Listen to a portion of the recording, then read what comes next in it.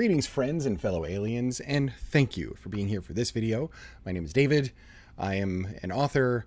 I'm an infj. I do stuff. I like to create some content, and I like to write. And so I thought, let's have a little discussion about inspiration and about putting together a short story. I'll give you just a little bit of background on this one. So there's a site called Vocal, and Vocal is very similar to Medium in that it's a place for writers to go and publish their content. You retain the rights to your content, which is really nice. You don't want to just hand over your hard written work to somebody else. And you can enter contests, you can just kind of get feedback on the things that you're writing. You can see what other people are writing in similar genres, so it's kind of helpful. And I just recently joined on there. I've had my eye on Vocal for a little while, and it's pretty quiet there. I'm not going to lie. It's not like a super busy type of site, I guess depending on how much you really want to dive in and read. But for me, in the fiction universe, it's not like a huge thing, but it's kind of nice. It's quiet in that introverted, like, let's just write stuff and show it off and see what else is out there kind of way. So Vocal had a competition that they recently announced, and this competition was to write a story that was worthy of a campfire horror tale. So that kind of thing on a summer night when it's dark and you're around the campfire and you just tell the spooky story and freak people out. That's the kind of vibe that they were going for. And so that piqued my interest. I saw it come up somewhere. I don't even know where. Somebody had linked to it or something like that as a campfire horror story contest. And I was like, this is pretty cool. Now, look, anytime I enter any kind of a competition, it's very rare that I enter something set out to be like, I need to win this. I don't do that. I enter it to challenge myself, which is exactly what I did for this one. They were looking for a short story, 600 to 5,000 words, which is a pretty wide range. I ended up right around 1,800. And they were looking for something in the horror genre, which is not a genre that I write in. So I'm like, okay, cool. I've never really written a short story, at least not one that was, polished for presentation. And I've never written anything in just a straight up horror genre before either. So I'm thinking, you know what, this might be kind of fun. Let me do this and let me just sort of break out of the bounds of what I'm used to, which is that supernatural psychological fiction called speculative fiction, and get into something a little bit different. So what I want to share with you is my thought process from the inspiration that I received from this contest to the germination of an idea in my head and how I ended up taking that to a finished, edited piece that I ended up submitting. I have no idea how I'm going to do in any kind of a contest form. The first place prize is like 10 grand. That'd be amazing, of course, but like I have no expectations. I wrote this to challenge myself and to put out a piece that I'm proud of, which I am. So I thought I'd share some of it with you and just kind of detail how I went about creating this story. Before we get to that, this video is... I hit the microphone. This video is brought to you by The Caretaker. This is my novel. It is on Amazon, almost 150 5-star reviews. It is a supernatural fiction tale. The main character is that sort of misfit INFJ type of character who's really trying to find his way. A little bit of insecurities, a little bit of unknown and everything else. So it's a great book and a great read. People tend to really, really like it, especially some of the chapters that deal with a lot of the internal struggles of the protagonist. So I hope you check it out. Link is in the description and in the first comment, and please give it a look. If you have read it and you enjoyed it and you haven't left a review, please do so on Amazon. Reviews are gold for independent authors. And also, I would love it if you'd hopped over to Goodreads and leave a review on Goodreads as well. I always forget about Goodreads, but I'm trying to pay a little bit more attention to that platform in addition to all the other stuff that I'm doing. So there's that. Moving right along. So this story in this contest started out with a specific line to the story. This is part of the contest rules, which was we need a story. It's got to be that kind of horror story, something spooky you could tell over a campfire on a summer night. And we're going to give you the first line of the story. So I'm going to read the first line to you. It goes, "The cabin in the woods had been abandoned for years, but one night a candle burned in the window." So I saw that, I think like a week ago. Now, the contest closed about 2 days ago, and I wrote and submitted this entire thing, wrote, edited, and submitted it the day that, just a few hours before the contest ended, because if there was no, yeah, I procrastinate. Okay. I put the pro in crastination or something. And so it was just the way the timing worked out. So I woke up at like 5 o'clock in the morning, the day of the deadline, and I just kind of went to town on the story in the morning and ended up finishing it out. But that first line, "The cabin in the woods had been abandoned for years, but one night a candle burned in the window." You can go anywhere with that. Now, for me, when I'm coming up with stories, I tend to visualize everything. I watch it like it's a movie.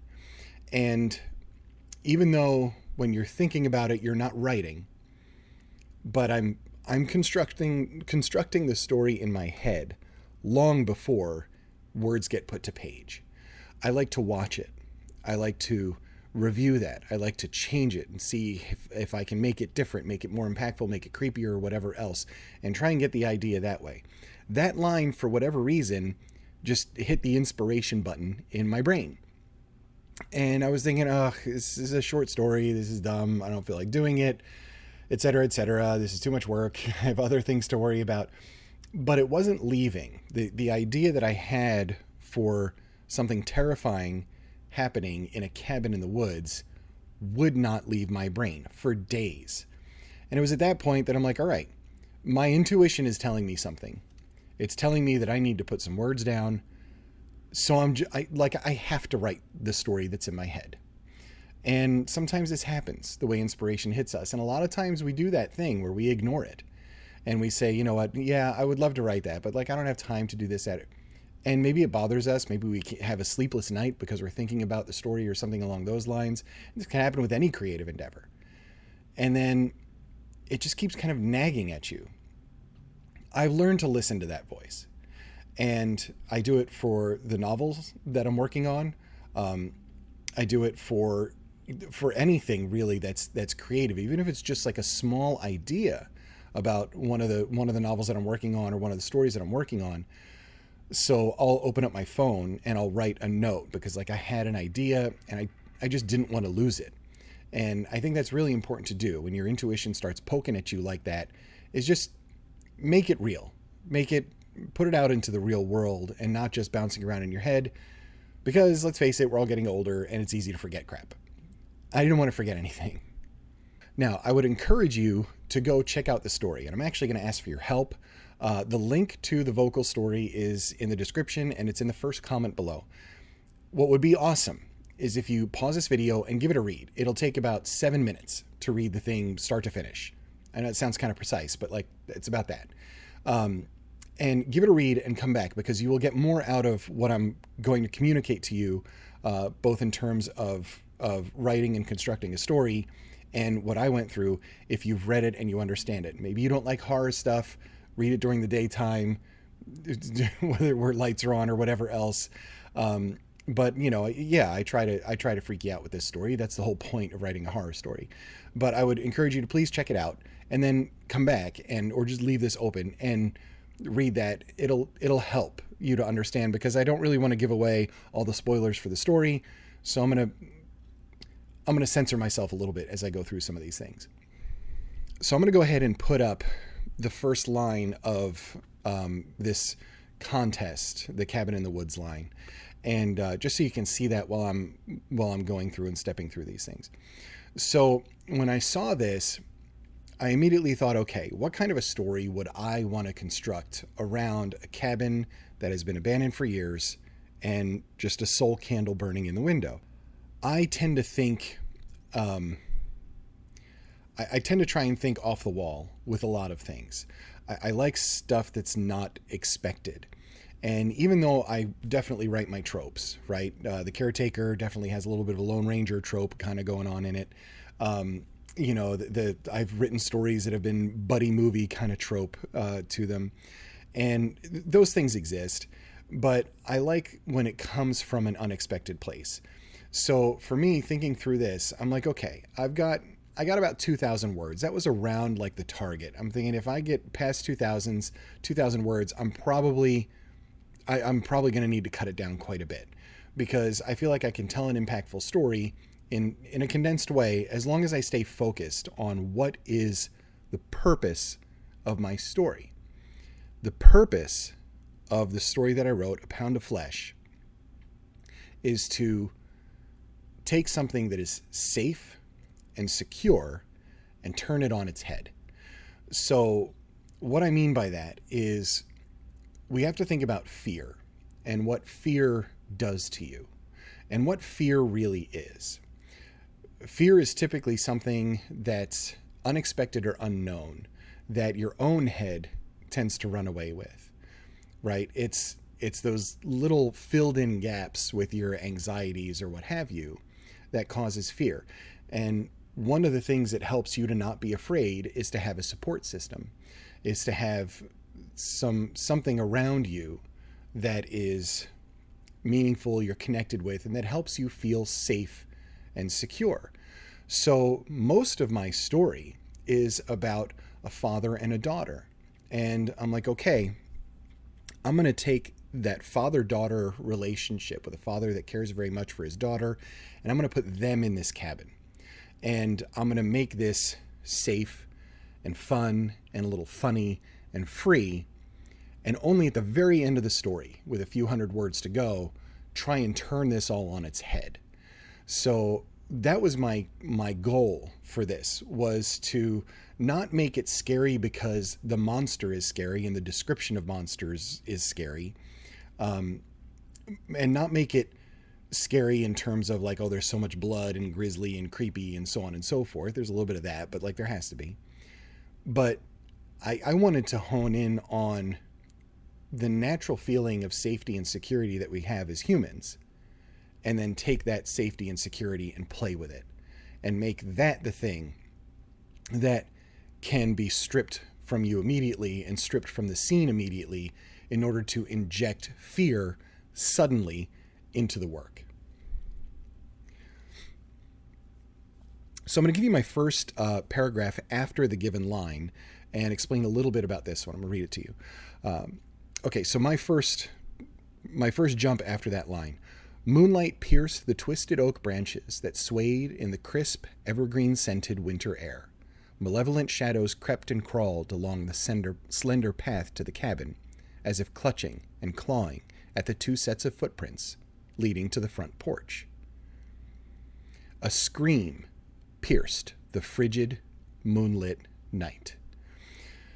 So what I'm trying to do to set up, I immediately want to set up a story. One of the things that I'm always thinking about when I'm writing is 5 senses, right? Your 5 senses. You've got smell, you've got sight, you've got sound, you've got touch, and you've got taste.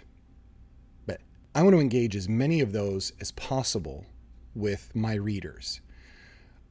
It helps for you to feel like you're in the story. So if we look at what I did here, this is intentional. Moonlight piercing twisted oak branches, right? So you're seeing those oak branches that are all kind of gnarled and weird. Moonlight is coming through, so you know it's nighttime. You know it's there's no leaves on the branches, which to me makes them more, well, it makes them creepier, right? That lack of foliage on these limbs and stuff just makes it kind of weird.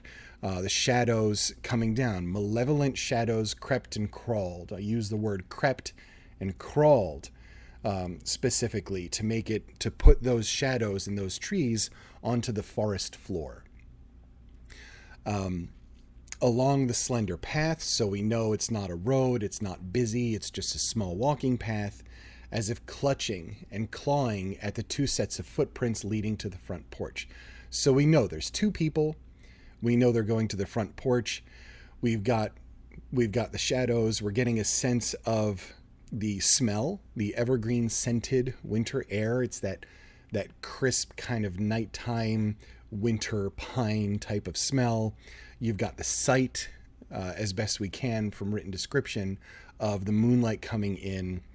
And even just footprints going up, footprints in the snow leading up to the path, right? That in itself is kind of like a a tactile sort of feeling. Footprints are a thing that you can feel almost. I mean, it's impossible to feel something while you're reading like that, like physical touch, but we can just describe it the best we can. So I wanted to make sure that I hit that. And then the very next line, a scream pierced the frigid moonlit night. There's your sound, right? So immediately my goal was to set up as many senses as possible and to basically take you from this, imagine a shot like from a movie, right?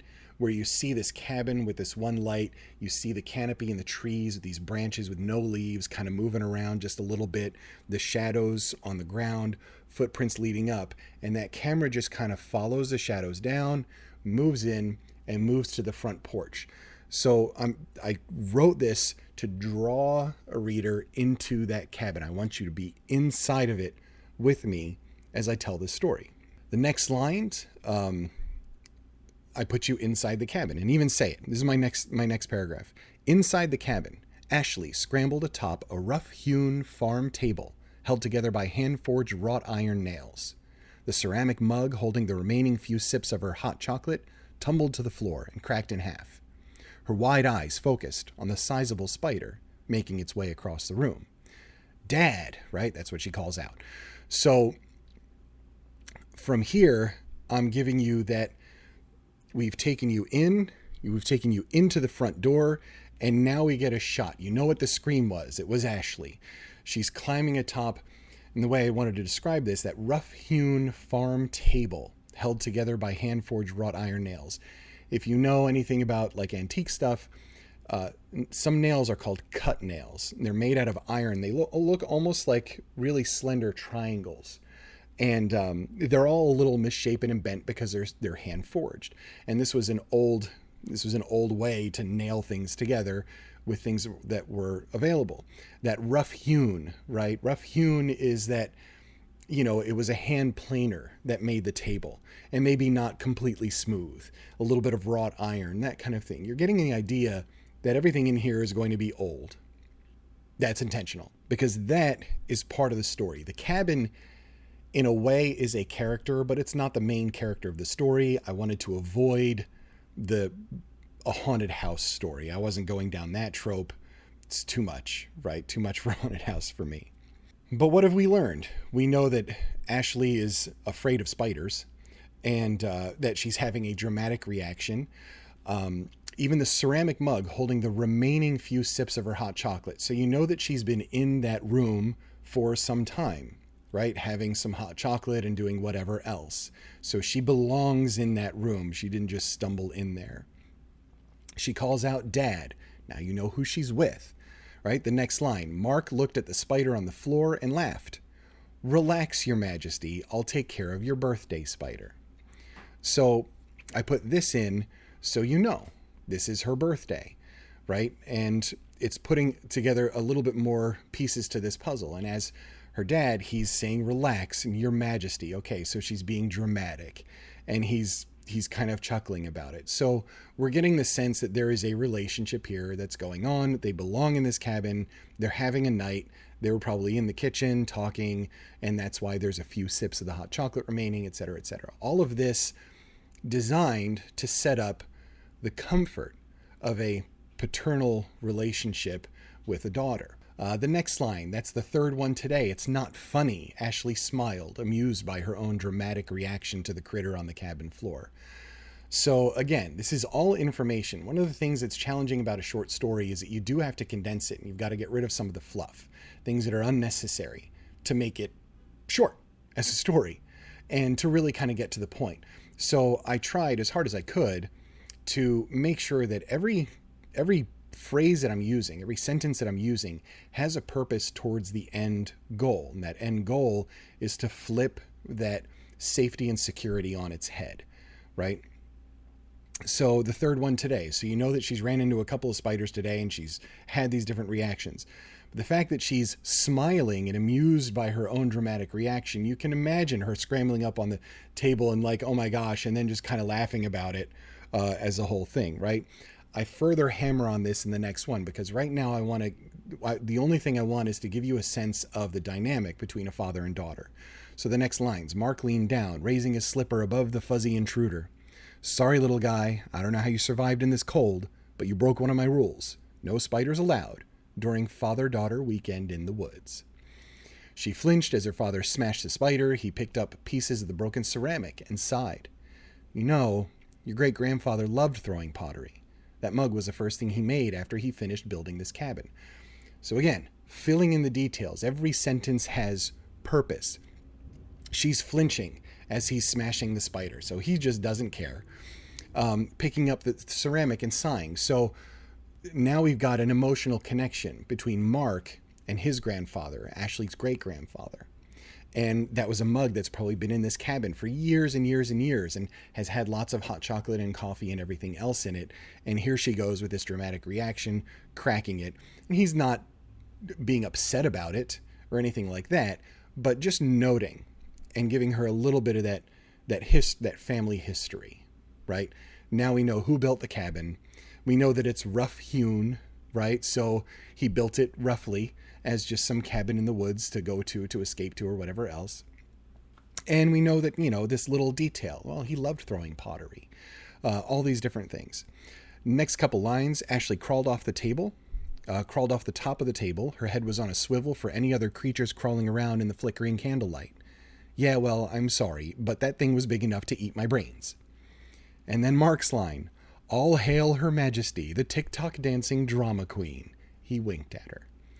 So we're getting that playful back and forth between the two. So all of this getting put together is trying to give you that sense of father-daughter, of that sort of paternal love that's going on, that he's taking care of her and all those different things.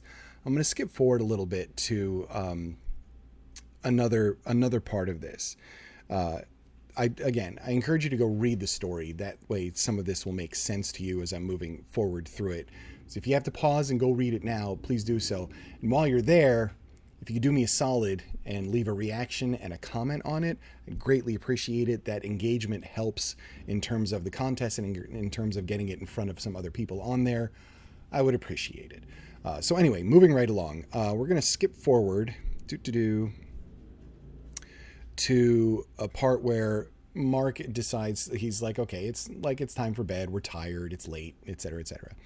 So they're going to her room, basically in the cabin.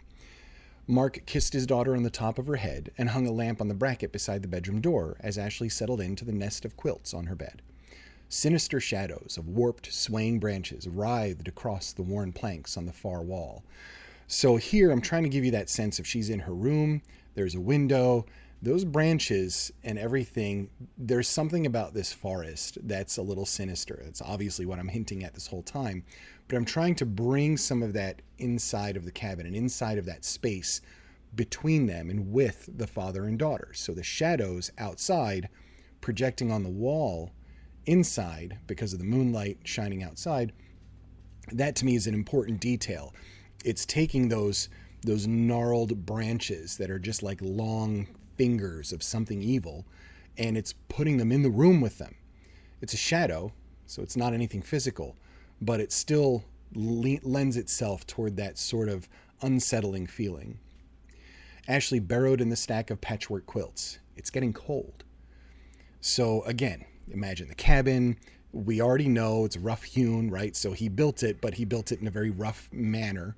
It's not like polished, finished, with like heated floors and a jacuzzi tub. No, it's bare bones, right? It's really bare bones. If it had a mug in there that's been in there for decades, it's obviously a bare bones. It probably has like a deck of cards with like 4 cards missing. It's like that kind of cabin, Mark pulled up a chair beside the bed. Don't worry, I'll load up the stove one more time before I settle in. Are you ready? So again, he's taking care of his daughter. I'm going to make this warmer for you, sweetheart. Like, that's a thing. This is the dad's paternal instinct and paternal love going on. She sighed. Sure, why not? Scare the crap out of me, right? When he says, are you ready? Because he said he's going to tell her a story. And he says, I just want to tell you a story about your great-grandfather. She laid back and closed her eyes. Whatever makes you happy, try not to bore me to sleep. So these lines, I'm giving you that idea that Ashley's an 18-year-old, just turned 18-year-old girl. So she's definitely has a little bit of that sass with her dad. There's that back and forth, and they have that good relationship to be able to joke that way. So she's going to give him crap, try not to bore me to sleep, like you're so lame, saying stuff along those lines, and he teases her about TikTok. Like, it's a pretty typical kind of healthy healthy father-daughter relationship that I'm aiming for here. So I'm going to read you the first couple lines here. Mark smiled at his daughter. When I turned 18, my dad brought me here just like I brought you, and he told me this story about his father. Ashley opened an eye to peek at her dad, then closed it and took a deep breath. So she's just settling in and kind of humoring her dad, what he wants to tell this story. Mark continued, when your great-grandfather built this cabin, he had to search the surrounding woods for the material he needed. Back then, everything was done with hand tools and horsepower. He was very skilled with his hands. He knew this area well, so he set off into the woods and got lost for days.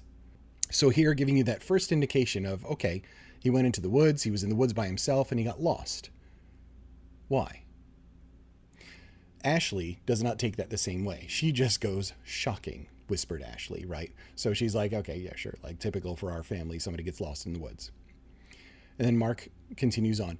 He kept a secret about that trip until just before he died. He found something in a small cave close by, a burden he carried his entire life. Ashley opened one eye and peeked at her dad. Burden? Mark nodded and looked out the window. He claimed to have encountered a demon in that cave, one that terrorized him until his last days. So here I'm trying to set up that little bit of like, okay, he's got Ashley interested in this story and what's happening. And so that's why she's opening an eye and peeking at him and asking just kind of a follow-up question like, hey, clarify that, right? So Mark, as a storyteller, knows that he's got her interest. But her next response, again, we're going back to her not taking this seriously, and that is intentional on my part. Her response to him when he says this burden, this demon terrorized him until his last days, she says, did that demon have a name? Frank, Bob, Bodie McBoatface? She's just being sarcastic about it. And his response brings us back down to a serious level. Mark shook his head and kept staring out the window. Everybody knows demons never reveal their names. That's their power. On the off chance that the story has some truth to it, maybe tone down the sarcasm, Ash. So he's using a pet name for her. He's using Ash instead of Ashley. So again, that hits on the bond that father and daughter have. He keeps staring out the window, so he's just kind of lost in thought, looking out at the trees and the shadows and all that stuff outside as he's answering her. And he's giving her a fact. Everybody knows demons never reveal their names. That's their power.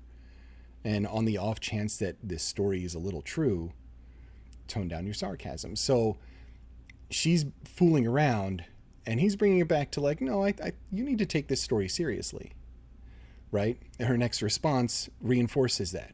She closed her eyes again. Way to freak me out, Dad. He shrugged. It's a bad idea to tease demons. And she just says, whatever, right? So she doesn't want to take it seriously, and she's trying to horse around, and Mark is trying to bring her down to like, well, this is an important story.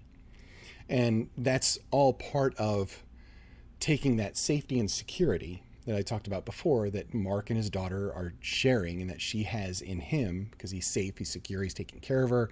He made her the hot chocolate. You can imagine that. Their father-daughter camping day in the woods. She turned 18. All these different things setting up that real strong bond that the two of them have. So when he starts to pull this back to something, well, this is a little serious, she's going to pay attention because they have that relationship. So I'm going to stop right here on the story and again encourage you to go and check it out, and please, because it would help me a great deal if you just went to the Vocal site. Links are in the description and in the comments, and just head over there, read the story and finish it out. It's not long, it's 1,800 words, and you'll see how this wraps up.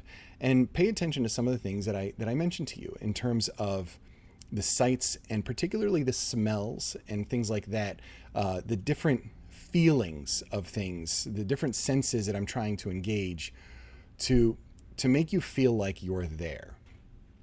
A musty odor from a basement, like that's one of the scents that's going on in here. And writers a lot of times tend to ignore the smell of things, which is really to your own detriment as a writer, because if you really want to pull somebody into your character and into the scene, I mean, it's a fact. The part of your brain that processes scent and smell is like there's a direct pipeline between that part of your brain and memory. They're right beside each other. There's no additional processing, which is why if you smell something like an apple pie, you can immediately go back to like when you were a kid and you were at grandma's house and she was making apple pie. Nothing is tied to memory as strong as scent is. So being able to engage that with a reader, the evergreen scented winter air, right? Or the musty smell of a basement, it hits on your own memories. Again, trying to construct a story that's a horror story. The more I can take that and make it relatable to somebody, to really put them in the scene and make them feel like they're in the scene, I have to pound on those senses and be like, feel this rough hewn table, right? Feel the chill where she's pulling up quilts, right? Trying to get warmer because it's really cold and windy and everything else outside. The shadows and all of that kind of stuff. You can see that happening as it's being described. And that scent of evergreen or that scent of a musty basement or what have you, those are those things that are going to take a reader and draw them into the scene and the character. I don't want to say any more and I don't want to give any spoilers. So just check out the link below. Like I said, go give it a read. And while you're there, if you could react to it and give it a comment, I would greatly appreciate it. Engagement on the story is a tiebreaker if it does well in a contest. And I'm going to keep my fingers crossed and hope it does. But regardless of that, I felt really inspired by this writing prompt. And I'm just really proud of the piece.